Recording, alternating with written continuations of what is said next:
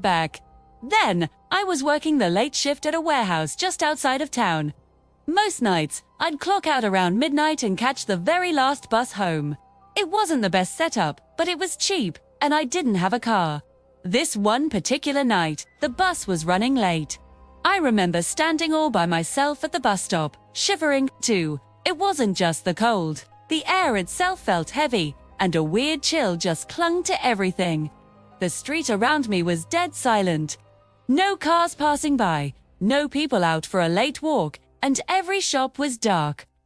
The only sounds were the low buzz of the street lamp above me, and the rustling of old leaves being pushed across the road by the wind. I kept pulling out my phone, checking the time. The bus should have been there ages ago. My fingers were getting numb. That's when I noticed some movement out of the corner of my eye, across the street. There was a man standing on the corner, just facing me.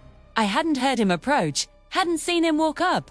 1 second the corner was empty. The next, he was just there, too. My first thought was maybe he was waiting for someone, or just needed to stop for a minute. But he didn't move a muscle. He didn't even shift his weight from one foot to the other.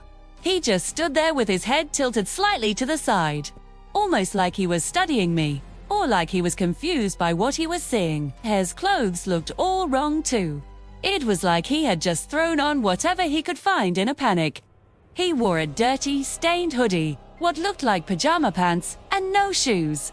Just bare feet on the freezing cold pavement.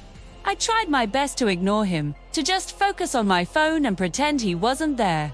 I scrolled through old messages, pretending to be busy, but after what felt like an eternity, but was probably only a minute, this strange feeling washed over me, and I had to look up again.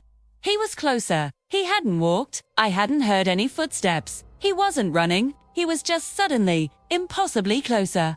Still staring right at me, I froze, completely.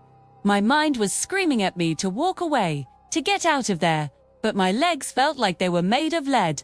I tried to play it cool, to pretend I hadn't seen him move. I took a few slow steps back from the bus stop sign, trying to put a little more distance between us. Then I dared to look again. He had crossed the street, too. He was now standing under the same dim yellow street lamp as me, just a few feet away. And now I could see his face clearly. Or what was supposed to be his face. His eyes were open way too wide, unblinking, like they were stretched. His mouth hung slightly open, as if he'd forgotten how to close it, and his head would twitch every few seconds. Just a tiny, jerky movement, like he couldn't control it, like his neck couldn't keep his head still. The sight of it sent a jolt of pure fear through me. After a few seconds of this silent standoff, I finally forced myself to say something. My voice came out as a weak croak. "Hey, you okay?" His head snapped toward me in one single, unnatural, jerky movement. The sound of it, a faint crack in the silence, made my blood run cold.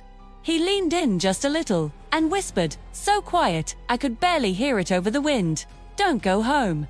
I instantly took another step back. My heart was pounding against my ribs so hard I thought it would break. Before I could process what he said, before I could even think of a reply, he repeated it. But this time his voice was louder, shaking with some kind of desperate urgency. "Don't go home tonight." I was about to turn and run, just sprint into the darkness and not look back, when two bright headlights suddenly cut through the night. The bus, it was finally here. I didn't hesitate. I sprinted toward the approaching bus, waving my arms frantically. Doors hissed open, and I practically jumped inside, nearly tripping up the steps. As I scrambled to find a seat, I looked back out the window, toward the street lamp where the man had been standing. He was gone, completely vanished. There was no sign of him anywhere on the street. It was as if he had just dissolved into the air. The relief of being on the bus was quickly replaced by a new kind of dread. His words echoed in my head. "Don't go home tonight."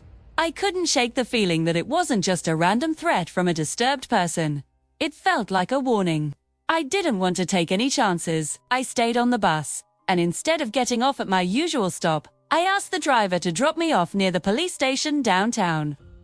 It was well lit, and I figured it was the safest place I could be. I spent the rest of the night in their waiting area, pretending to have lost my keys, just waiting for the sun to rise.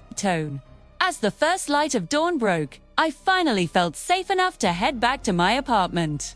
I walked up the stairs, my keys shaking in my hand. When I unlocked my front door and stepped inside, something was immediately wrong. A draft was coming from my bedroom.